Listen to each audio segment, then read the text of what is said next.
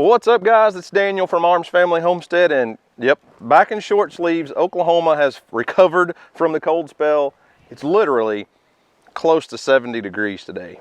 The wind's blowing like crazy, but we'll make it through that. I'm just glad it's not 15 degrees anymore. So I went over and picked up a grapple for the skid steer from my brother-in-law, Dusty, over at Cross Timbers Bison. I'm gonna take it over to Mill Creek and do some work today, but I've been waiting. I've got a grapple coming for my skid steer. The one that I put on my tractor from Homestead Implements is just not built big enough and strong enough, really. It's not rated for the power of a skid steer. I would probably tear it up a little too easy. So I had ordered a grapple for my skid steer from the same company that makes that mini clip. So Precision Manufacturing. And I've been waiting on it for several weeks, but I said, Dusty, can I borrow your grapple? His original one, because he has one from Precision Manufacturing also, but this is the one that he got with his skid steer. So I went and picked it up today, and just got an email from Bill, the owner of Precision Manufacturing, said, hey, your grapple's ready. We can probably have it delivered on Wednesday.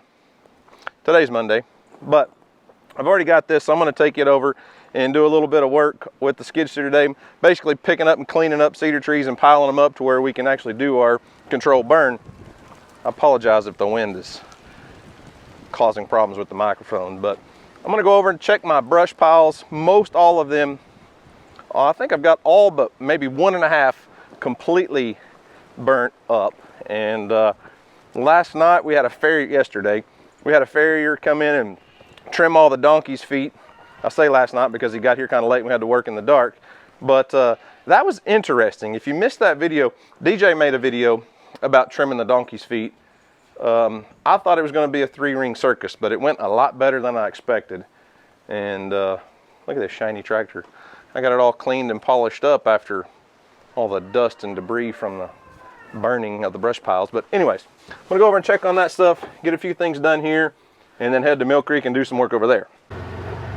That brush pile is completely gone. That pile's completely gone. And this one is completely gone. Just got a little cleanup to do around them, get rid of a few, stumps and sticks and stuff, level out the dirt. This one, I never actually really got to burn. I kind of held off on it because I want to do a little bit more of a fire break around it because it's kind of tucked up in the timber and I didn't want anything to get into the leaves. There's 2 more on this side of the field that completely burned up. Still smoking just a little bit, but there's a little bit of debris I could clean and restack, but I actually see some flames over here. This one's burned up, but one little spot of sticks.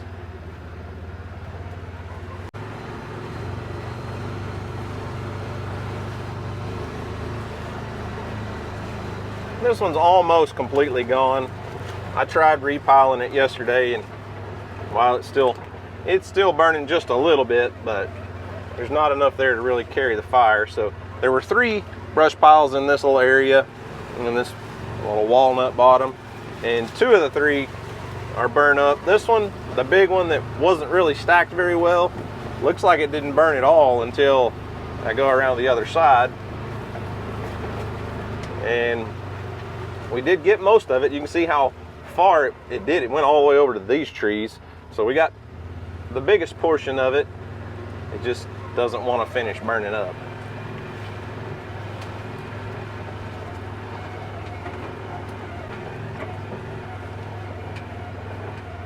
But we got the vast majority of it.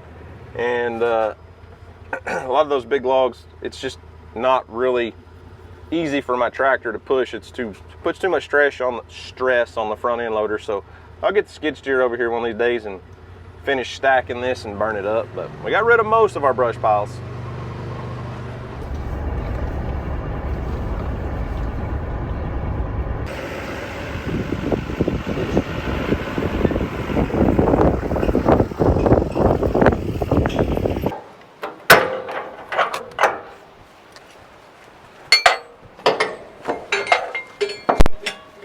Well, as you can see, the wind is going to make things difficult today. Every time I stand my camera up on the tripod, it blows it over. So we're gonna do what we can to get some work done over here with you guys in tow.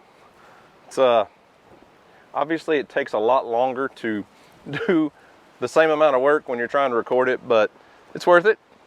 It's what I do for a living, and you guys enjoy it. So I'm gonna fire up the New Holland skid steer, take the mini clip off, and then work on getting that grapple off the trailer and hooked up the machine and go to work.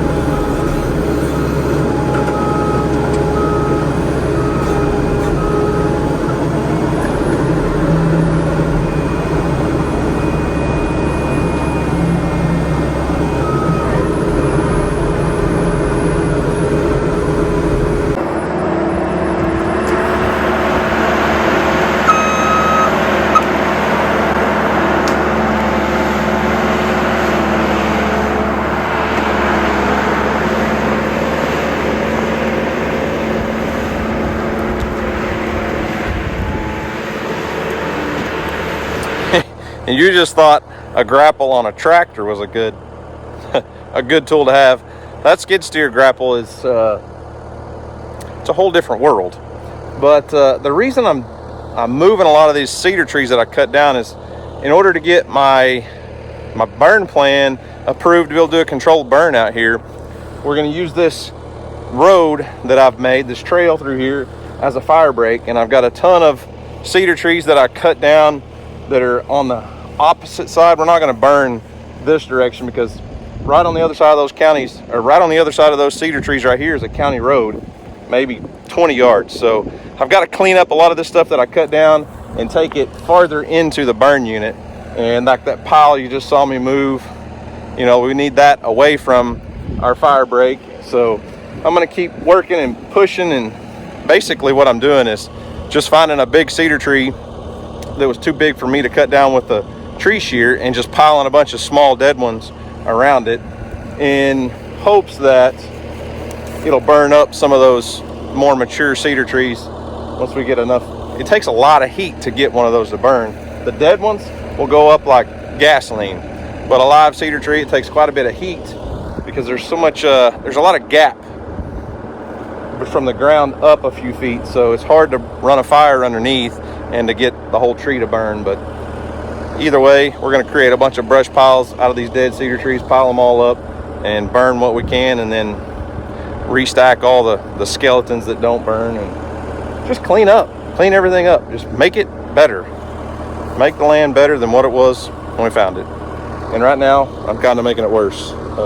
It's still just a little bit too wet for me to really do too much with the skid steer. Those tracks just really tear up the ground when it's wet. So I think I'm going to call it good for today because I'm making too much of a muddy mess, and go home and do some of my chores there, I think.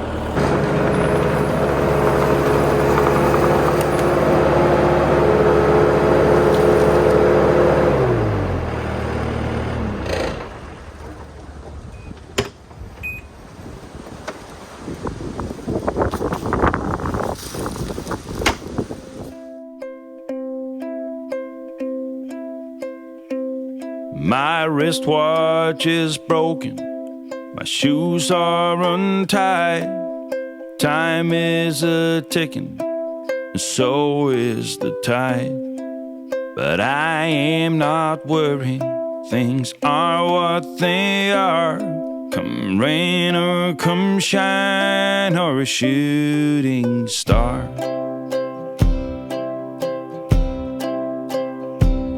I've been to the south, I've been to the north, east and the west, the middle of course.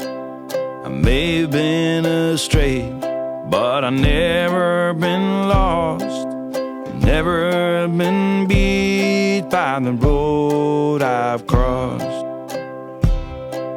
I guess I've been lucky to some degree, for someone who ate all the fruit from the tree.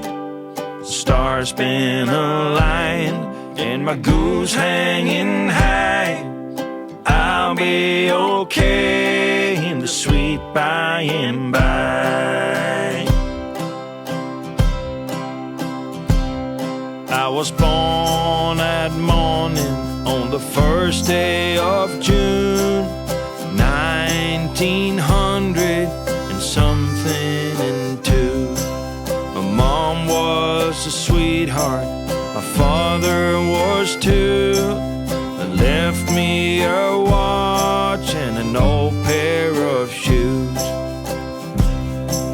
I guess I've been lucky to some degree, for someone who ate all the fruit from the tree. The stars been aligned and my goose hanging high. I'll be okay in the sweet by and by. I'll be okay in the sweet by and by. Well, it's the next day, and was editing this vlog, and things didn't finish quite like they planned. I lost about the last 15 minutes of footage to microphone issue. Shocker, right? Seems to be a common problem. I try to bring you the best audio I can, and microphones have been my downfall lately. So that's why you got a couple minutes of music over the feeding of the animals, but I lost everything I had to say at the end of the video. But what you saw me feeding Pepper were scraps from our juicer. DJ and I are back on the juicer kick. She wanted to start juicing again, so Pepper gets the scraps. Pepper and the chickens, whoever gets to them first, usually Pepper. So I'm gonna feed her a few more juicer scraps. She really likes these, and we are getting a little bit of rain, not a lot. Had like 100% chance of rain all day, And so far we've got about, I don't know, 2/10 of an inch maybe. Pepper knows what that sound is though, don't you? The sound of me talking about juicer scraps. You probably just see them in my hand, don't you? Huh. You want a bite, Pepper? You like the juicer scraps, don't you? You like that? I'll come give it to you. Hang on just a second. I'm gonna let Bear out of here. He's wanting out. He's a little anxious. Come on. Everybody's doing fine. We're not gonna feed everybody right now. I just wanted to wrap this video up and chit chat with you guys, but the donkeys are all hanging out in their little barn there, and alpacas are doing their thing. Here you go, Pepper. Enjoy. Our juice today was oranges, beets, pineapple, and carrots. No greens today. That's good stuff though, isn't it, Pepper?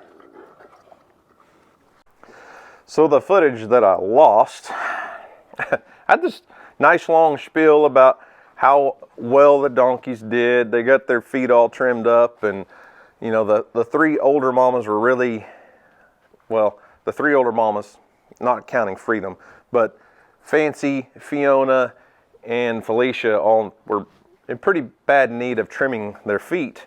And it's harder than you would expect to find a farrier to come and do donkeys' hooves. And we were asking the farrier that came out about it, and he said it's because most people that own donkeys don't tend to want to pay a farrier to trim their feet. So when a farrier goes and works on donkeys' feet, and then they say, oh, well, you know, they're smaller than horses and you shouldn't charge as much, and it's ridiculous. But anyways, we appreciate him coming out and trimming the donkeys' feet. They needed it. But what I was really talking about to you guys before, you know, microphone problems was one of my struggles. One of the things I struggle with a lot is time management. And working for yourself, being self-employed is a different world. And I know a lot of you understand that. But when I worked for the state, when I was a trooper, my shifts were set in stone. I knew at the beginning of the month what shift I worked, what days I worked, and everything. Go to work at a certain time, you get off at a certain time. And being self-employed is a little bit different. I absolutely love what I do. I love all of the business ventures that DJ and I have stepped off into. But like yesterday, for example, is a prime perfect example. We got up, DJ and I took the kids to school. We went to the gym and went to Dusty's to the Ponderosa and picked up that grapple and talked to him for a while and looked at the bison and all of Dusty's stuff. And by the time we got home, you know, it was 11:30, and then there was time for lunch and do all that, do a little bit of work on the computer, edit a video for DJ, because surprise, she doesn't edit her videos, I do. So by the time I got over to the Mill Creek property, actually start working, it's like 1 o'clock, 1:30, and then what you didn't see was it took a little bit of southern engineering to get that grapple off that trailer. It didn't work like I thought it was going to work, but the camera fell over and you missed all of that. So, you know, really got to do about 2 hours worth of work on the skid steer before I had to come home, feed, and go to a basketball game. Not that I'm complaining about this a bit, but it's been a bit of a struggle for me, just a personal thing, trying to figure out that work-life balance and what my schedule looks like and time management. And I am one of those people, you know, I start that Mill Creek property project, cutting down cedars and all that. That's what I want to do. I want to be over there every day doing that and work from daylight to dark. And I'd be just happy as a lark doing that. But that's not realistic. And it's hard for me when I know there's work that needs to be done to not go finish it. And so trying to figure out time management and being, you know, may only be able to go over there and work for 2 hours, but let's go over there and do it and do the best we can and get as much as we can done with that amount of time and be happy with it. And I think probably the first year or so of being self-employed, that was my biggest struggle, is I need these projects done right now, but I've got 15 other things going on that need to be done. So if you have any tips for time management and how to figure all that stuff out, let me know in the comment section. But that's just my daily struggle, I guess. We all have our things. But anyways, everything's good. hopefully we'll get a little bit more rain. It's a little cooler than it was yesterday. But anyways, guys, that's all I've got for today. Thanks for watching. I hope you enjoyed it. You guys have a great day. And as always, we'll see you on the next video.